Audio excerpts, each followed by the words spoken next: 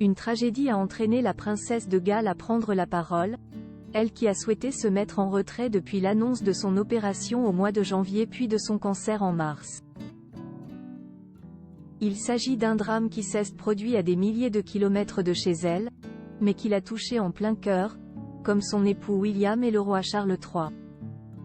La suite après la publicité c'est en Australie où a eu lieu le drame, qui a brisé le cœur du monde entier mais notamment celui de la princesse Kate, le prince William et bien évidemment Charles III et son épouse Camilla.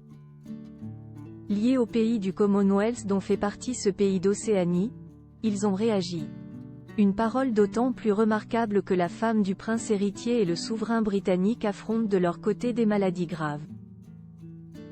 Le bilan est provisoire, mais une attaque a fait 6 morts et plusieurs blessés, dont un bébé de 9 mois, samedi 13 avril 2024 dans un centre commercial bondé de Sydney, a déclaré la police australienne, qui n'a pas écarté la piste terroriste.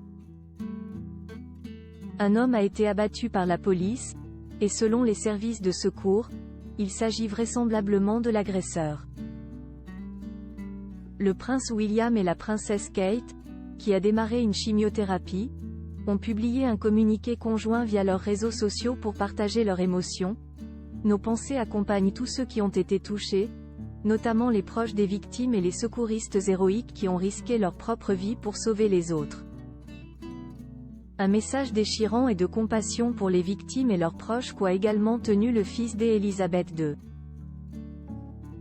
Charles III, souverain britannique mais également chef d'État de l'Australie, s'est dit horrifié avec sa bien-aimée reine Camilla par l'agression au couteau insensé. Mon épouse et moi-même avons été choqués et horrifiés d'apprendre la tragique attaque au couteau qui s'est produite à Sydney. Mes pensées vont aux familles et aux proches de ceux qui ont été brutalement tués dans cette attaque insensée. Le roi, qui suit lui aussi comme sa chère belle-fille un traitement contre un cancer diagnostiqué en janvier, a également salué le courage des premiers secouristes et des services d'urgence. Le choc est grand et le pape François fait lui aussi des nombreuses personnalités du monde entier qui ont pris la parole après les événements.